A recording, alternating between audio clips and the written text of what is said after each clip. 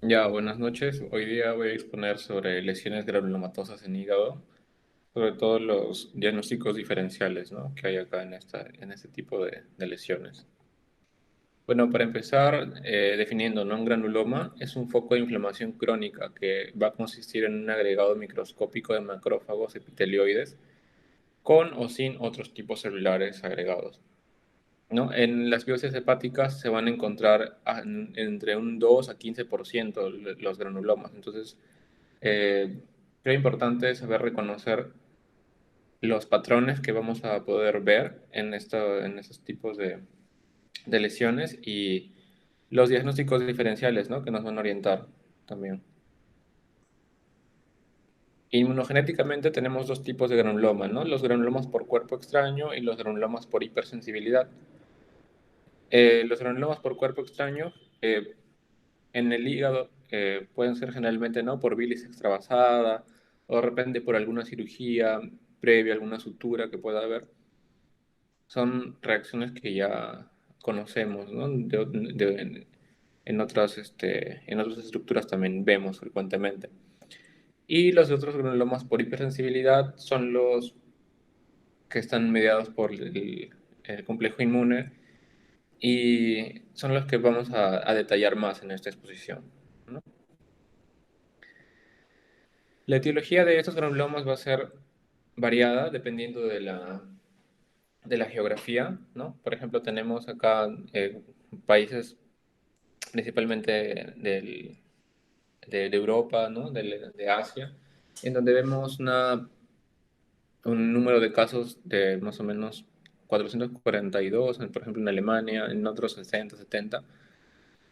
Y ahí la etiología que predomina, por ejemplo, en Arabia Saudita es la tuberculosis, ¿no? Y en el resto de países también es una de las más frecuentes, ¿no? Incluso en países desarrollados, podemos ver ya en Alemania que hay un overlap, ¿no?, entre cirrosis biliar primaria y otras ya causas no infecciosas. Entonces podemos dividirlo, ¿no?, el diagnóstico diferencial de los granulomas en dos, en infecciosas y no infecciosas. En infecciosas tenemos la más conocida, ¿no?, la tuberculosis. También pueden entrar otras micobacterias, otras infecciones, por ejemplo, brucelosis, fiebre Q, micosis sistémicas, parasitarias y otros agentes infecciosos. Y en las no infecciosas, la sarcoidosis, los granulomas inducidos por drogas y enfermedades inmunológicas también, ¿no?, como la cirrosis biliar primaria. Y bueno, ahí también entran los cuerpos extraños y otras condiciones también no infecciosas. Entonces, cuando vemos un granuloma, ¿no?, en el hígado, podemos clasificarlo, ¿no?, dentro de estos grupos acá. Primero ver, ¿no?, reconocer el granuloma, describir el patrón histológico, buscar causas específicas, sobre todo si se trata de causas infecciosas, ¿no? Aprender a buscar al microorganismo. Y con estos hallazgos, integrar, ¿no?, junto con los datos clínicos que nos brinda el médico que nos está enviando la biopsia, ¿no? Y eso entraría dentro del grupo uno, ¿no?, en el que vemos la causa. En el grupo 2 es en el que conocemos la causa, ya que nos dan los datos clínicos suficientes, ¿no? Por ejemplo, una paciente que tiene tuberculosis activa, en la que vemos ya granulomas con necrosis gaseosa. Vemos el patrón morfológico y sabemos los datos clínicos, entonces con eso nos orientamos. El grupo 3 en el que sospechamos el diagnóstico, ¿no? Hay un patrón histológico que no es claro y sugiere una etiología probable. Por ejemplo, granulomas supurativos que podrían sugerir, ¿no?, una yersinia o una candidiasis, incluso cuando no hay la sospecha clínica. Y en el grupo 4 entran los de causa desconocida, ¿no? Granulomas que no tienen ni claves histológicas ni clínicas para ninguna etiología, ¿no? Y ahí, bueno, nos dicen que hay que considerar siempre la tuberculosis, ¿no? Una de las más frecuentes. Entonces, los patrones histológicos dentro de granulomas dentro del hígado, vamos a primero aprender a tratar de reconocer, ¿no?, en las biopsias la localización de los granulomas, ya sea intralobulillar, que puede ser perivenular alrededor de la vena central, o de forma aleatoria, ¿no?, dentro del lobulillo. También puede ser intraportal, en el espacio porta puede estar rodeando al ducto biliar o rodeando los vasos, o también en forma aleatoria, o incluso pueden haber ambos tipos de localizaciones. Entonces, el primer patrón que tenemos acá también es el patrón epitelioide, ¿no? Granuloma epitelioide, que es el más clásico, ¿no? Son colecciones focales de histocitos especializados que tienen una actividad principalmente secretoria y no fagocitaria, y tienen una modulación fenotípica que ocurre en respuesta a una estimulación antigénica, ¿no? Estas células epitelioides van a tener un citoplasma abundante, homogéneo, que va a estar libre de partículas ingeridas, ¿no? Y núcleo alargado y curvo. Y alrededor de este granuloma, incluso en el granuloma podemos ver, ¿no?, otro tipo de células, como las células gigantes multinucleadas, linfocitos y otras células inflamatorias, y también fibroblastos. Y en algunos casos puede haber necrosis, ¿no? Y algunas inclusiones. Por ejemplo, en las inclusiones podemos tener acá, ¿no?, los cuerpos asteroides dentro de estas células gigantes multinucleadas en pacientes con sarcoidosis. No es un dato clave que nos orienta hacia sarcoidosis, pero no siempre quiere decir eso, ¿no? También puede estar en otras condiciones. Y también podemos ver necrosis, ¿no?, como había dicho, dentro de estos granulomas epitelioides. Y esa necrosis puede ser de diferentes tipos, ¿no? Una necrosis gaseosa, como vemos acá, que es característica, ¿no?, de los granulomas tuberculosos. Hay una pérdida completa de la arquitectura, ¿no?, en el interior por la misma necrosis. Otro tipo de necrosis es la necrosis fibrinoide, ¿no?, que se puede ver en algunos casos de granuloma por artritis reumatoide. Y necrosis supurativa, como había mencionado, ¿no?, en el caso de Yersinia o Cándida puede verse. El otro patrón de granulomas que vamos a ver son los microgranulomas. Los microgranulomas son colecciones diminutas de 3 a 7 macrófagos dentro del lobulillo hepático, y a menudo van a estar entremezclados con otras células inflamatorias, principalmente linfocitos, y también asociado a hepatocitos apoptóticos. No van a verse en enfermedades inflamatorias hepáticas crónicas, van a ser un cambio no específico de lesión celular y necrosis hepática, y no tienen una connotación diagnóstica, ¿no? Por ejemplo, acá vemos un microgranuloma.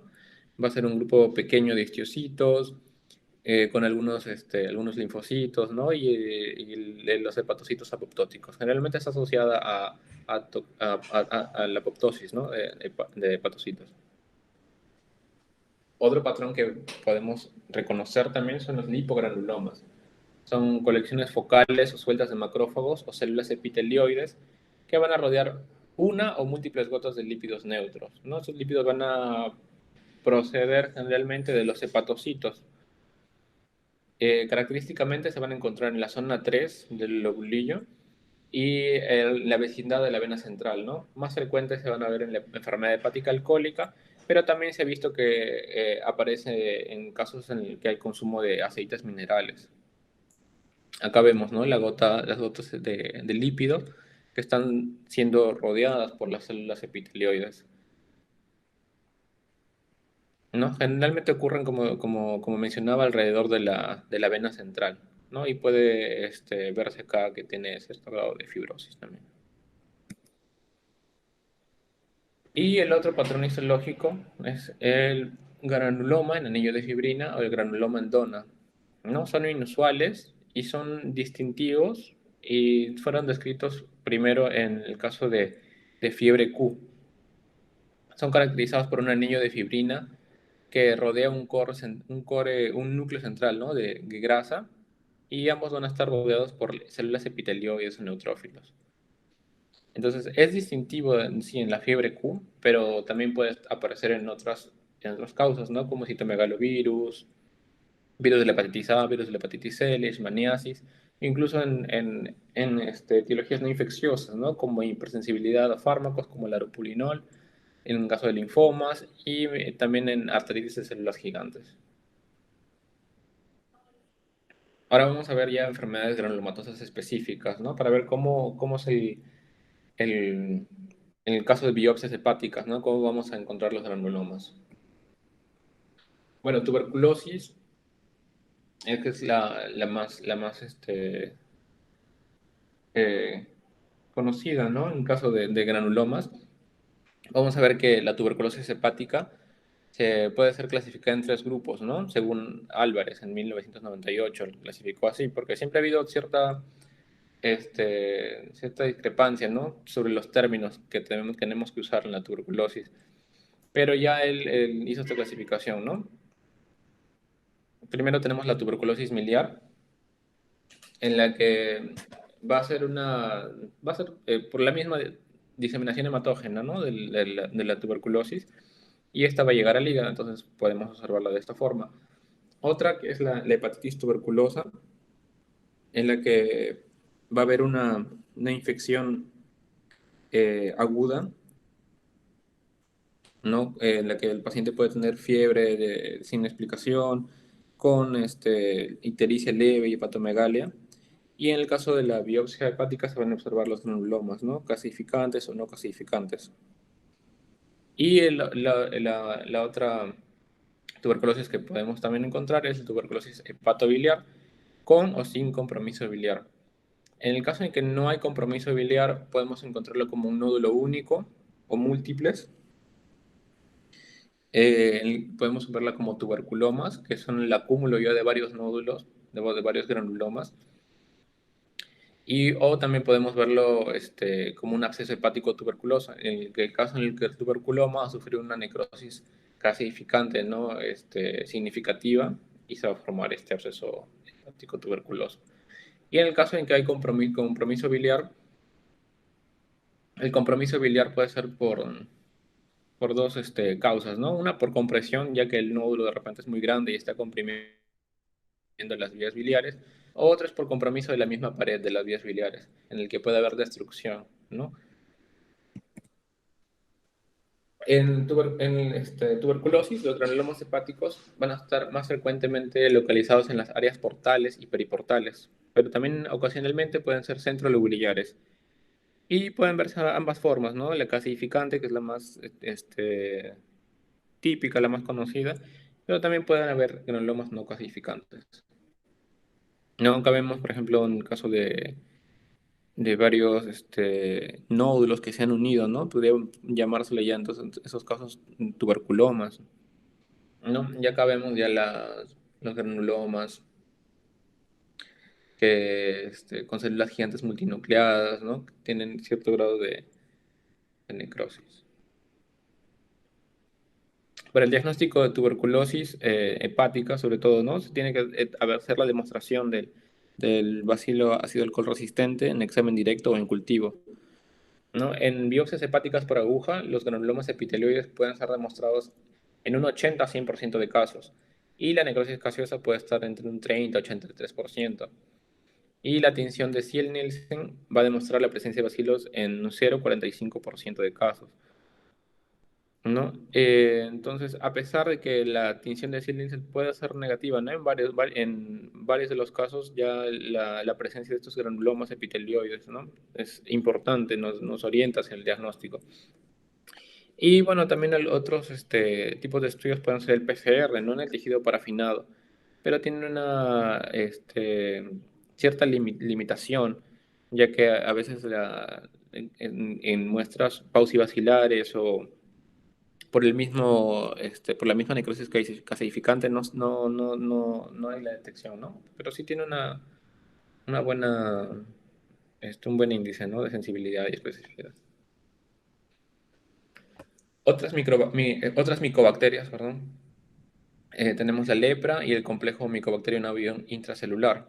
La lepra, en el caso de la lepra, el hígado va a ser el órgano visceral más afectado en el tipo multivacilar, ¿no? Y tanto como lo que vemos en la piel va a tener estos dos, ¿no? Formas, lepra tuberculoide y la lepra lepromatosa. En el caso de la lepra tuberculoide van a formarse principalmente granulomas epitelioides no calcificantes, en el 29% de casos. Y en el caso de lepra lepromatosa, van a haber granulomas de células espumosas, en la mayoría de casos, en el 76%, a veces con infiltrado neutrofílico. Y el complejo Mycobacterium intracelular, bueno, como sabemos, va a aparecer en individuos inmunocomprometidos, generalmente individuos con infección por VIH.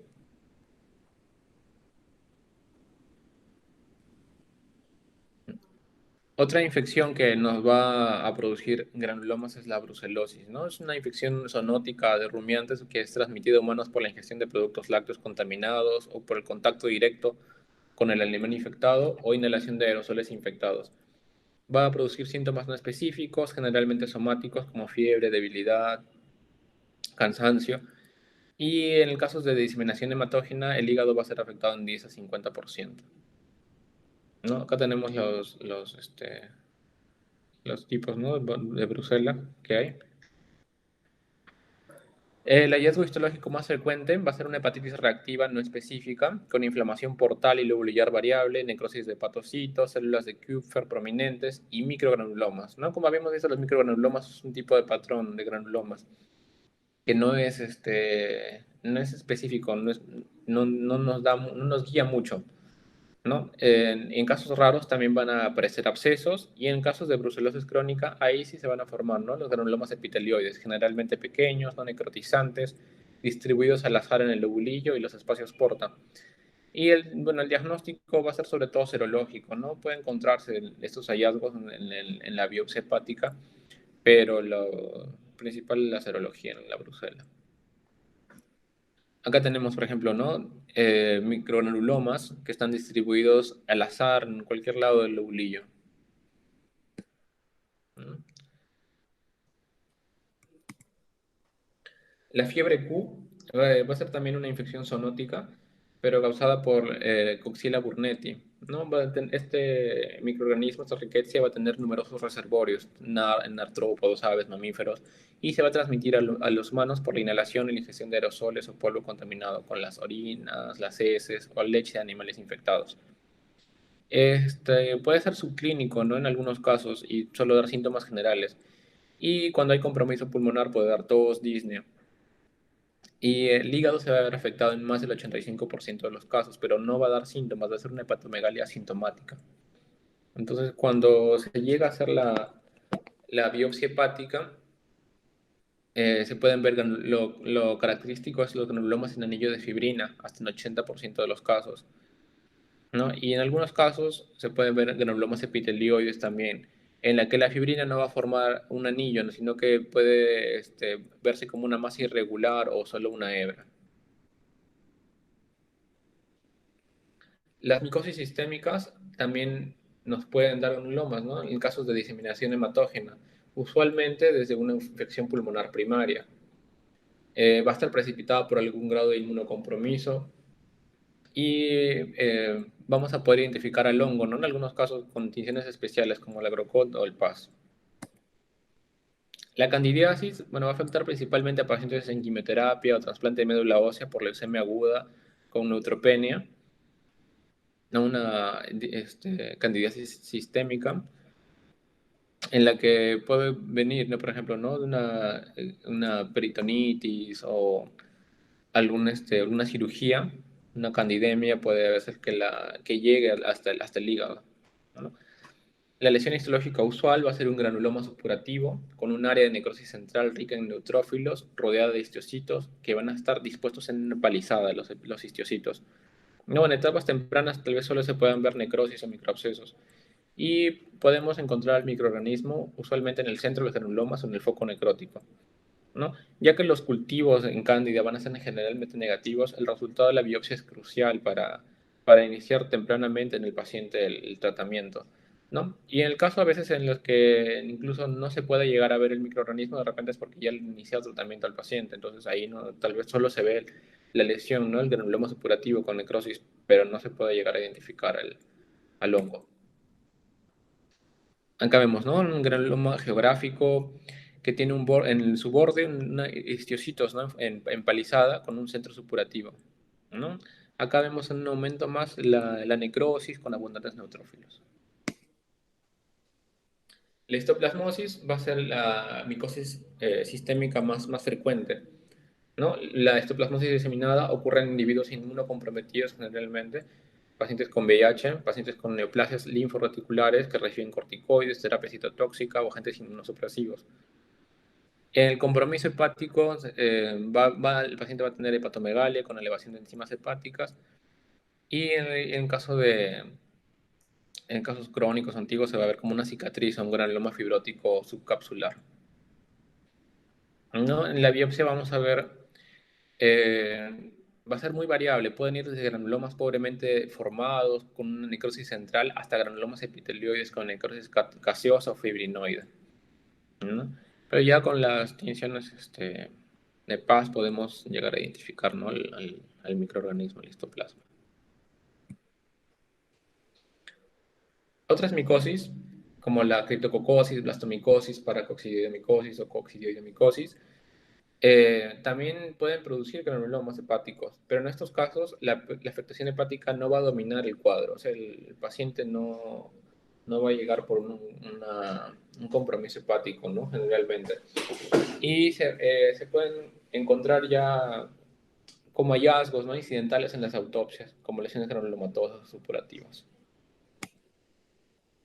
Infecciones parasitarias, tenemos dos principalmente, ¿no? El esquistosoma, que nos va a dar fibrosis portal, que va a obliterar la vena porta, e inflamación granulomatosa portal, que va a rodear a los huevos del esquistosoma, ¿no? A veces los huevos pueden estar no viables, ¿no? Incluso no haber el huevo, pero ya teniendo esta triada, que es la fibrosis portal, la obliteración de la vena porta y el granuloma portal, ya nos da una clave, un indicio que puede ser, ¿no? Por el esquistosoma, si es que hay la sospecha clínica.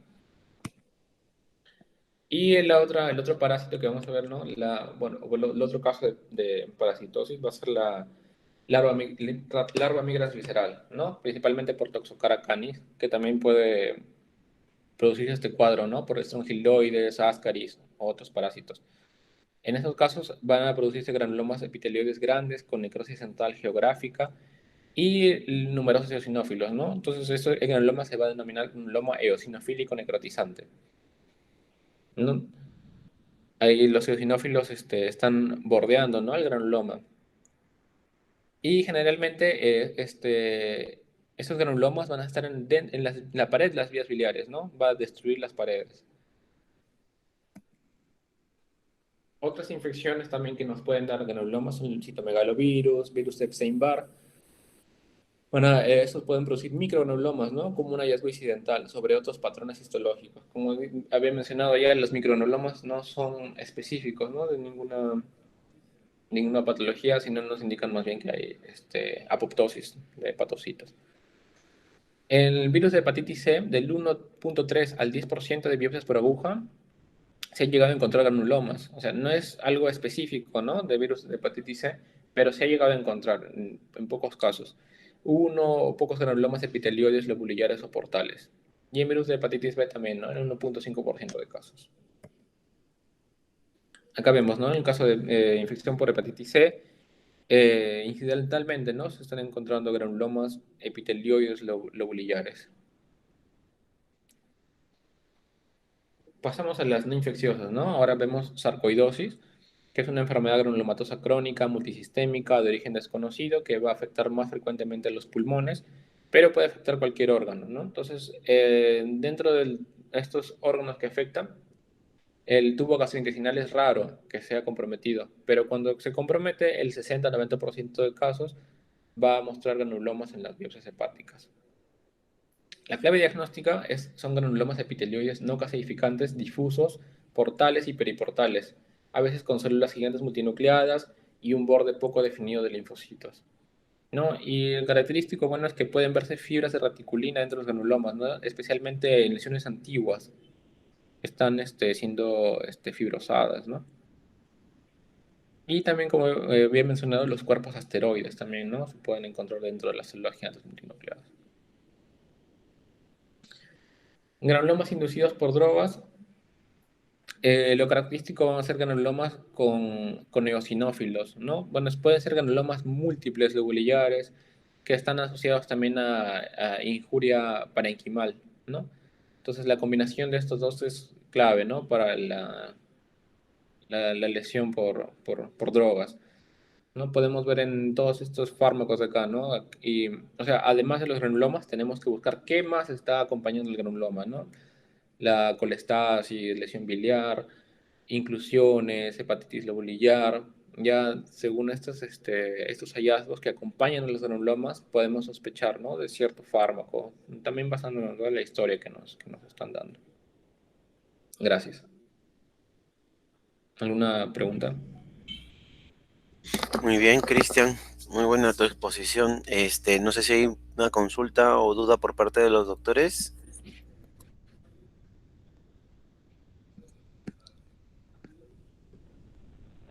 No, no, todo muy bien. Doctor Calderón.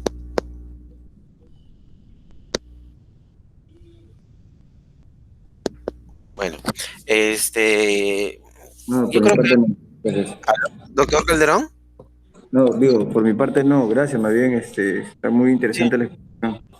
sí, muy buena. Sí es cierto, ¿no? Si por lo general uno ve granuloma, va a orientarse a tuberculosis, pero ver la gran variedad de posibles diagnósticos diferenciales es importante.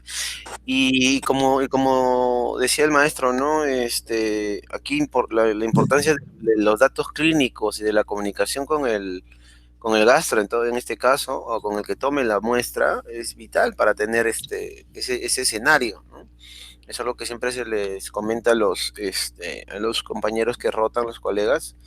Es importante tener siempre toda la información clínica disponible, ¿no? Recordar la evaluación histopatológica es el equivalente a una interconsulta, ¿no? Como interconsulta se requiere la información del paciente, ¿no? Eso creo que es importante siempre recalcar. Bueno, siendo que no hay preguntas, no sé si los amigos, los colegas residentes tienen alguna duda. Gabriela, No, no, Emanuel, no tengo duda. perfecto. Entonces, voy a ir dando por terminada la reunión. El día lunes continuamos con Andrés. Él ya le voy a solicitar su tema para pasarle la voz por el grupo de WhatsApp. Que tengan buenas noches. Hasta luego. Buenas noches. Buenas noches, bye. Buenas noches, gracias. Gracias. Yo con el audio y se